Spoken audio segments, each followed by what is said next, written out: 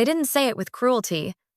They said it with quiet detachment, like someone placing a closed sign on a familiar door. It's probably better if you don't come. That's what the message said. Not in those exact words at first. No. The first sign was an email. Not even directly to me, it was forwarded by Rachel. My sister. A long chain of replies. A dinner reservation at Delaney's. Mom's 60th. Guest list filled with names I knew: Uncle John, Aunt Lydia, even Mrs. Green, our old piano teacher who used to fall asleep during Sunday recitals. Everyone, except me. Rachel hadn't written anything. Just a casual. Did you get this too? I think Dad sent it from the church account. I read the thread once. Then again. Scrolled down. My name wasn't there. Not missed. Just omitted. Erased. I called my father. Straight to voicemail. So I texted. Carefully. Hi, Dad. Just saw the invite. I'd like to RSVP. If that's all right. 2 hours later. His reply landed like cold rain, Emily. It's best if you sit this one out. Let's not make this about you. I read it twice. Each word heavy. Each silence between the lines louder than any shout. Let's not make this about you. The irony stung. Because if they really knew if they'd ever bothered to look, they'd realize I hadn't made anything about me for over a decade. Since I left Ohio at 22 with a half-finished degree. 2 suitcases. And a spine I didn't know I had. I'd kept my distance. Didn't ask for help. Didn't demand recognition. Didn't even correct them when they told distant relatives I was doing some tech stuff in California. Let them believe what they wanted. That I was drifting. That I was still trying to figure things out in some basement startup. That I lived alone in a tiny studio. Probably 1 bill away from coming home. They didn't know last month. I sat across from venture capitalists in a downtown boardroom, negotiating a Series B round that closed at $18 million. They didn't want to know.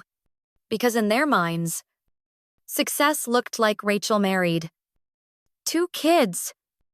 Working part-time at the local credit union. She lived 5 miles from our childhood home. She made lemon bars for bake sales. She went to church. She never asked uncomfortable questions. Her life was safe. Predictable. Understandable.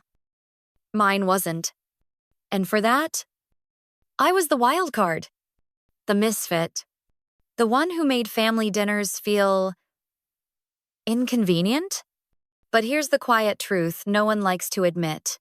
When you've been cast out long enough, you stop needing their script. I didn't cray. Didn't rant. Didn't try to change his mind. I just stared at the message until my phone went dark. Some rejections don't scream. They arrive quietly, wrapped in silence and sealed with politeness. And yet, they cut just as deep. If you've ever found yourself on the outside of a door that should have stayed open, if Emily's silence felt like something you've lived through too, then stay with silent revenge. These aren't just stories, they're echoes of things we've all felt, but rarely say out loud. Just one subscribe. That's more than enough to keep these voices from disappearing. Because sometimes, what's quiet is what we carry the longest. They never asked where I'd gone. Not really. Not beyond the surface level questions, the polite, rehearsed ones. How's California still doing the tech thing? Got a boyfriend yet? They didn't want an answer. They just wanted reassurance that I was still close enough to what they could understand. So I gave them what they wanted. Vague nods. Quick smiles. Silence. They thought I was lost. Still figuring life out. Still living in a cramped apartment. Probably writing code in some damp corner. Hoping the rent cleared on time. They didn't know that I co-founded LoggyMind, one of the fastest-growing logistics AI companies on the West Coast. I didn't know our software optimized freight routes in real time for some of the biggest retailers in the country. Didn't know our models had helped reduce carbon emissions by nearly 30%. I didn't know I was the chief operating officer, the one who ensured our product scaled. Our clients trusted us, and our team thrived. They had no idea that while Rachel was managing savings accounts at the local bank, I was flying to New York to negotiate with investors. That while she was setting out casseroles for church potlucks, I was mentoring women in STEM and leading global supply chain panels, but none of that fit the frame they built for me. Rachel's life was the picture-perfect puzzle: married, kids, church on Sundays, only 5 miles from home. Mine. It didn't even belong in the same box. So instead of expanding the frame, they just left me out of it. And slowly, I stopped trying to squeeze back in. But you know what happens when you're left out long enough? You learn to stand apart not as punishment, but as clarity. I stopped needing to be invited, stopped needing their recognition. I didn't build my life to prove them wrong, but it turns out I did. Because while they were watching Rachel live a life they could predict, I was out here building something they couldn't even imagine. They thought I was rebellious. I was visionary. They thought I was selfish. I was simply sovereign. And maybe what scared them the most wasn't that I had changed, but that I'd changed without needing them. Monday mornings at LogiMind run like clockwork. Our exec stand-up starts at 6:30 sharp, and I'm usually 3 espresso shots ahead of everyone. It's my rhythm: fast, structured, forward. But that Monday, something shifted. I had just cleared back-to-back meetings and was heading toward my desk when Marisol, our front office manager, I called out to me. "Your new 110's here early. Onboarding packet is ready." I paused. 110. She pointed to the glass-walled lounge where 5 new hires sat with their laptops and welcome kits. One of them caught my eye and I froze. Him. I knew that jawline, that nervous half-smile, button-down shirt tucked too neatly, hands fidgeting with the company-issued laptop bag. Tyler Bennett, Rachel's boyfriend. The one she called Ty in that sugary voice during FaceTime calls that I used to mute. Suddenly, her vague text from last week came into focus. Ty's starting at some tech company soon. Funny. I think it might be yours. I'd ignored it. Tu vage. To Rachel. But there he was in my lobby. He didn't recognize me. Not yet. I walked into the orientation room, took a breath, and clicked into presentation mode. Slides loaded. My tone even. Practiced. Welcome to LogiMind. I'm Emily Carter, co-founder and COO. I'll walk you through what we build, how we operate, and what we expect from every single mind in this room. Then he looked up. Recognition hit his face like a slow-moving storm. Eyebrows lifted. Eyes widened. Not panic, just disbelief. Expertly masked by a nervous smile. To his credit, he composed himself. Sat straighter. Took notes. Asked new questions. But I saw the flicker. After the session, the others filtered out toward HR paperwork. He lingered by the door. Miss Carter, Emily's fine. I cut in smoothly. Unless you plan on crashing birthday parties, then maybe ma'am is safer. He let out a tight laugh. Nervous, but respectful. He had no idea. I mean, Rachel never said you were that Emily Carter. I looked him dead in the eye. Calm. Controlled. She doesn't know. I said. Not really. He shifted his stance. So, is this going to be weird? Me working here, I didn't blink? Only if you make it weird. His exhale was audible. A wave of relief. Okay. Good. Because I really wanted this job. You guys are doing amazing things. We are. I said flatly. And I assume you're here to help build. Not gossip. Definitely. Then, welcome to the team. And that was it. He left, shoulders looser. But I stayed there. Still, something in me hadn't moved. Not because Rachel's boyfriend now worked for me. Not even because he'd seen me differently than she ever had. But because for the first time someone from that old world had stepped into mine and didn't look away. I didn't expect to notice him again. Tyler had been assigned to our logistics analytics division. Reporting directly to Priya, one of our most capable and no-nonsense leads, I kept my distance, as I always did with new hires in their first month, not because I was aloof, but because I respected the process. Let them find their footing. Let them prove who they are. For the next couple of weeks, I barely saw him. He blended in polite, observant, a little too careful. He smiled at the right moments, nodded when he should, and stayed out of the way. Exactly what I'd expect from someone raised to be invisible in rooms of power. But then, one evening late, when the building was quiet, I stepped into the elevator, and there he was. He hesitated as the doors slid shut.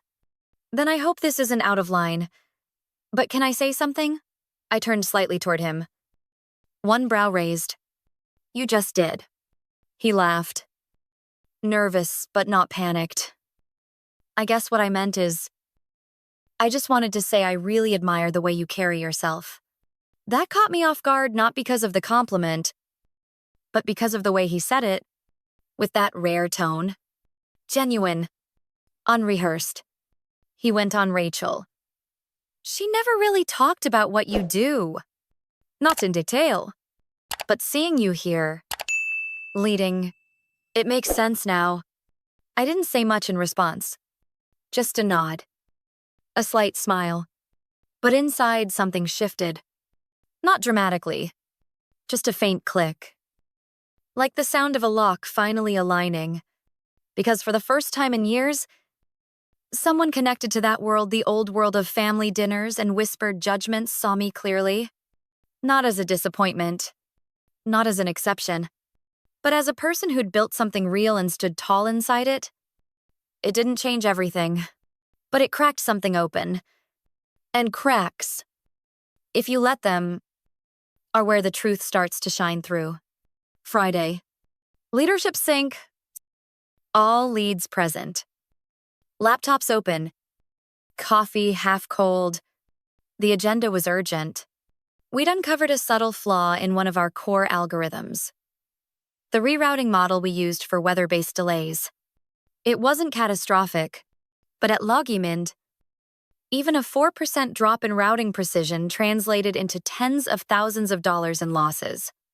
And more importantly, it meant we were slipping, and we don't slip. I walked to the whiteboard, mapped out the failure point.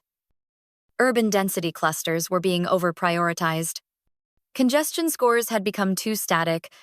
They weren't adapting fast enough to live traffic disruptions. I turned to Priya. What's your team's current feedback latency? She didn't flinch. 4 minutes and 17 seconds. Cut it in half. I want real-time signal input from street-level sensors by next sprint. There was silence for a beat. Not tension focus. Then I looked across the room. Tyler, I said. He blinked. Startled. It was the first time I'd called on him in a meeting like this. You ran the base model test last week. Right. He cleared his throat. Yes. And I noticed the decay rate was higher near school zones. Probably due to inconsistent stop-and-go patterns. We could build a weighted adjustment, have the model account for those fluctuations. I gave him a nod. Not exaggerated. Not patronizing. Just acknowledgement. Good. Work with Priya. I want a sketch by Tuesday. The meeting moved on, but I caught the look in his eyes. Not pride. Not even surprise. It was realization. The slow unfolding awareness that I didn't just lead this company. I understood it. Down to its finest threads. that I didn't sit in this seat because someone gave it to me.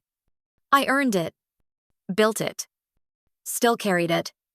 Later that day, I passed him in the break room. He was refilling his water bottle. He hesitated, then said softly, "I didn't realize how much Rachel left out." I sipped my tea. People usually do, especially when they don't understand something. He looked down, then back up. "It's not just that, though.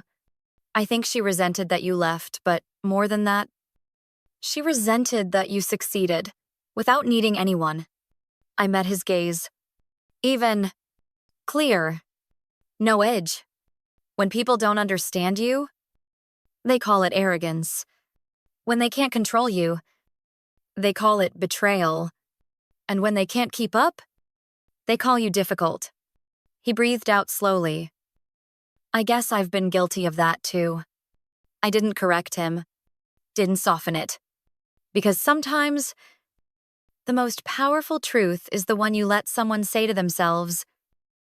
If you've ever had to prove your worth by simply showing up and doing the work, then you already understand what silent revenge is.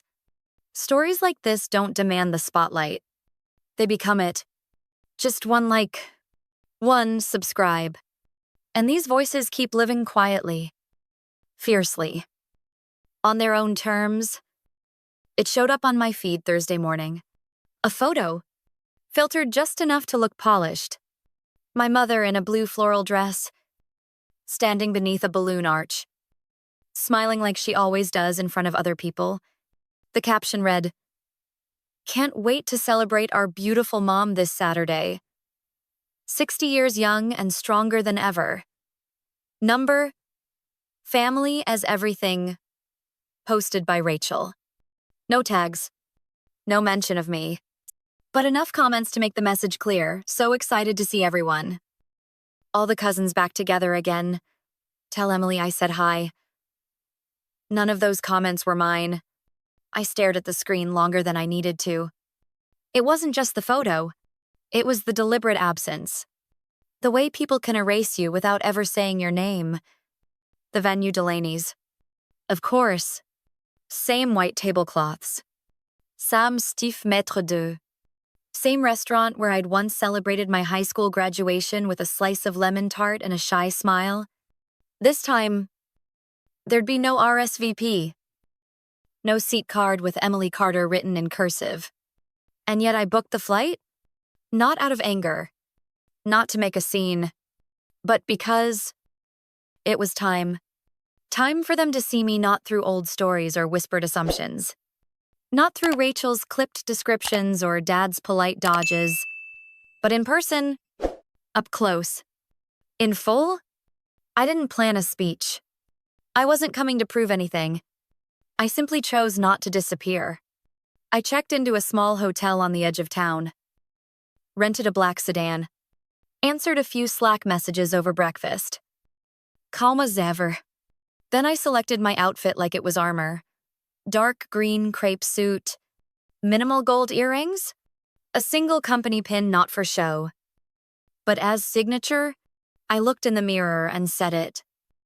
Not as a challenge, just a fact. You're not here to be accepted. You're here because you exist. And that would be enough.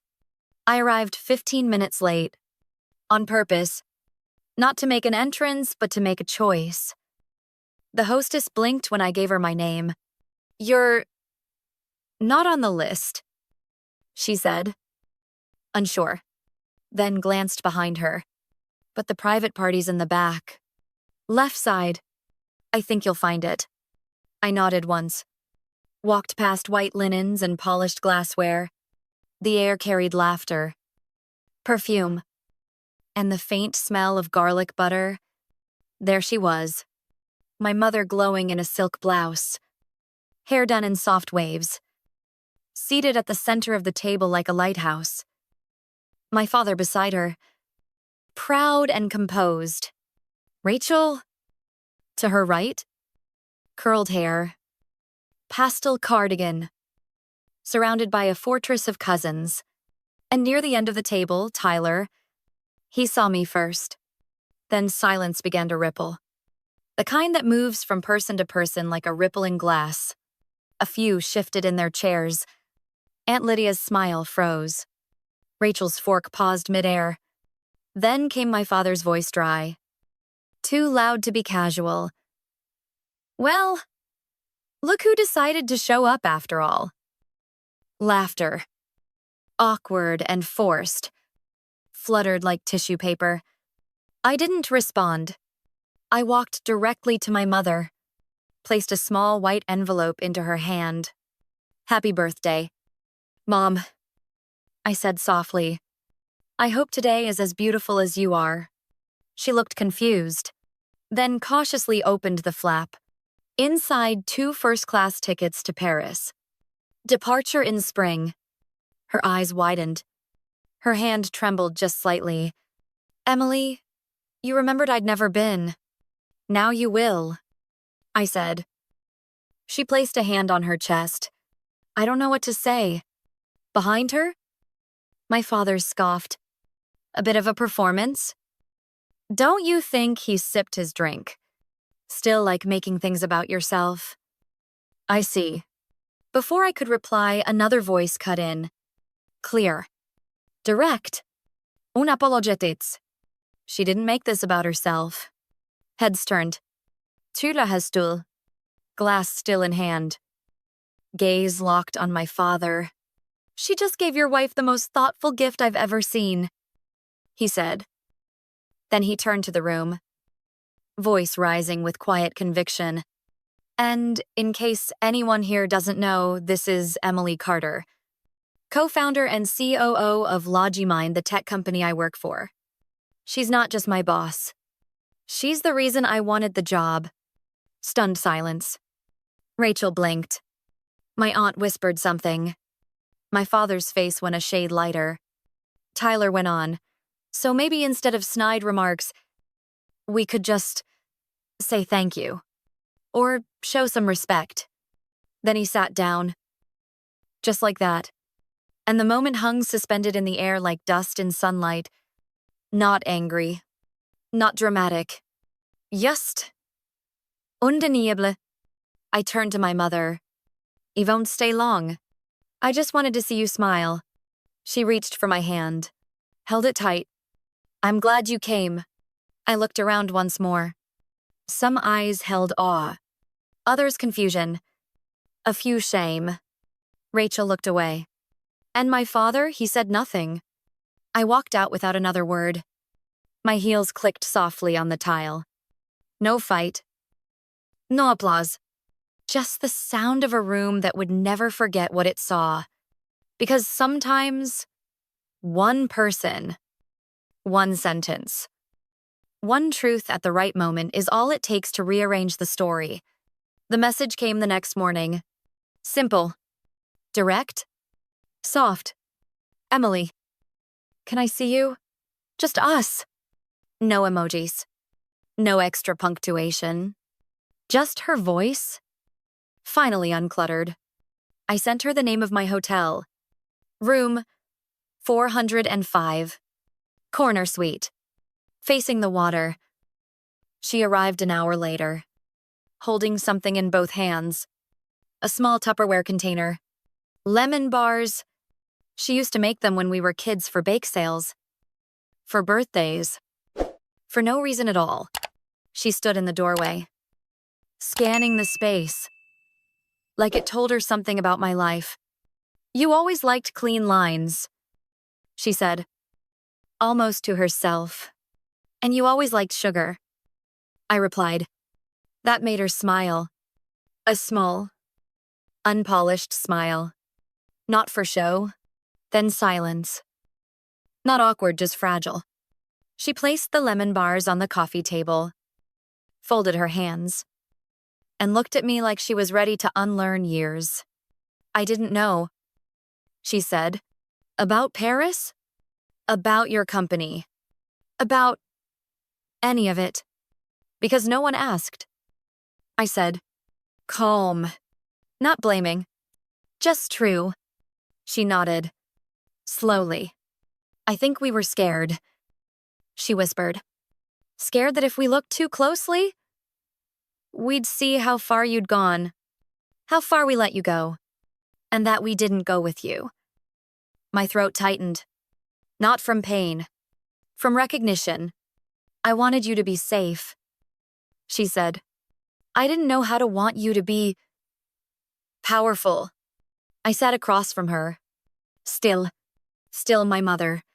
But somehow also, someone new. I wasn't angry. I said, just alone. She looked down at her hands, then back up. I'm sorry, she said.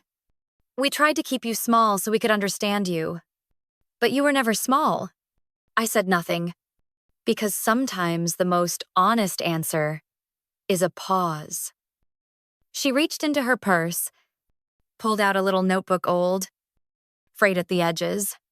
Inside were clippings, magazine articles, printed LinkedIn posts, screenshots, my name, my company, my words. I started saving them a few years ago, quietly. I just didn't know how to talk about it, didn't know how to ask you. I touched the corner of the page. I'm here now. She blinked fast, then said, very softly, can I visit you in San Francisco? I nodded. Yes. We didn't talk about my father, but as she stood to leave, she turned at the door. He's not as cold as he acts. He just doesn't know how to say. I was wrong. I didn't respond. Because sometimes silence is not the absence of forgiveness. It's the beginning of something better. It came a week later. I was in the middle of reviewing a UI wireframe when my phone buzzed. Rachel? I stared at the screen. I could have ignored it. Part of me wanted to, but I answered. Hi, she said quickly, like she didn't want to change her mind. I don't know why I'm calling, or maybe I do. Silence, then Tyler told you. Didn't he? He didn't have to, I said. Rachel exhaled, sharp and fast. It's not just what happened at the dinner, it's what came after. He couldn't stop talking about you, about how you lead, how prepared you are, how calm. She paused. I realized I've never seen you like that. Not really. I didn't let myself. There was a crack in her voice, a tremble, and something in me softened not out of victory, but because it finally felt honest. I think, she continued, I needed you to be wrong. Because if you weren't, and I resented you anyway, that made me small. I let her speak, because I could tell she needed to. I'm sorry I never asked about your life, she said. I'm sorry I made it easy for you to stay a stranger. My throat tightened. And in the gentlest voice I could find, I said, you're not small. Rachel, you're just still figuring things out. We all are. She went quiet. Then Mom wants to come visit you. I think I do too. I didn't hesitate. You're welcome. Both of you. There was a silence, a warm one this time, and then she added, almost like a secret, I'm proud of you. Emily. Not just for what you've built, but for not making me feel worse about not being you. And that meant more than I ever thought it would. It was waiting for me at the front desk. A plain envelope, no return address, no signature on the outside, just my name, Emily, in his handwriting. Sharp, pressured, almost unwilling. I opened it back in my apartment, pulled out a single page, folded clean. It wasn't long. It wasn't emotional, but it wasn't empty either. Emily, you turned out different than I imagined. And maybe better. I don't know how to apologize for all the ways I underestimated you. Maybe I don't deserve to. Your mother tells me you're building something real. I believe her. You always had that stubbornness. I mistook it for rebellion. Turns out, it was vision. Dad, that was it. No warm ending. No attempt at connection. Just facts. Facts he hadn't said out loud until now. And strangely, that was enough.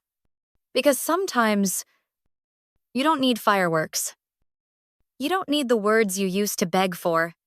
You just need the silence to end. That letter didn't try to take back the years. But it didn't deny them either. It acknowledged the one thing I'd waited so long to hear, that he saw me. Maybe not fully, maybe not yet, but finally not as a mistake. 5 years later, my mother turned 65. This time, the party wasn't in Ohio, it was in Marin County. At my home, a modern build tucked between redwoods, sunlight streaking across glass walls. The kind of place you grow into, not just move into. The patio was strung with fairy lights. My team's favorite private chef prepared crab cakes, Mom's favorite. The champagne was chilled. The cake brought by Rachel. And Tyler. He brought a slideshow of old family photos, including one of me at age 10, standing proudly in our garage beside a cardboard sign, Smart Moves Inc. My first company. Laughter echoed across the deck. Cousin clinked glasses. No tension, just ease. My father sat in the corner. Quiet. Watching. He hadn't said much all evening. But as the guests began drifting inside, he approached me, hands in his pockets, eyes squinting into dusk. You built something, he said finally. Something real. I didn't respond. Didn't need to. He studied me like a stranger he was finally ready to meet. I was afraid. He continued. Afraid you'd outgrow us. And you did. But you didn't leave us behind. We pushed you out. And still, you built a place we could return to. He pulled something from his coat. A weathered envelope. Inside a photo, me, 10 years old, surrounded by shoeboxes and Sharpie logos. That same Smart Moves Inc. sign taped to the wall. He'd written something on the back. Turns out, you always knew. I looked at him, and for the first time in my life, I hugged my father. Not as a daughter reaching for something, but as a woman who finally had enough. Later that night, after the last glass was rinsed, the last light dimmed, and the laughter faded into quiet, I stood in my study, barefoot, one hand resting on the windowsill. The bay below was still black, full of unspoken sky. Behind me, above the bookshelf, I hung a canvas, a gift from my team when I moved in. A quote I'd once said during a late-night strategy meeting, build so well, they can't look away. Just beneath it, in a smaller frame, was a sticky note someone had saved from years ago. Tyler's handwriting. She's my boss. I kept them both. Not as trophies, but as reminders. Not of what I'd proven to the world, but what I'd proven to myself. That I didn't need to raise my voice to be heard. Didn't need to win by making others lose. Didn't need permission to be powerful. I had learned how to take up space without apologizing for it. And I'd built something no one could erase, not a company, not a title, not a victory, but a life, one so steady, so grounded, that even the people who once left found their way back. 5 years ago, I was told don't make this about you, but tonight the patio was full. The stories were mine, and no one, not even my father, could look away. Because I didn't get revenge by being cruel. I got it by being undeniable. And I didn't just reclaim my place in the family, I redefined what family meant. Not the people who love you when you obey, but the ones who show up again when you stay standing. On your terms. That's the kind of revenge that lasts. That's the kind of legacy that lives. Quiet. Fierce. Unapologetic. Full circle. If this story stirred something in you, a memory, a breath, a weight you've been carrying, know that you're not alone. Here at Silent Revenge, we tell the kind of stories that don't need volume to echo.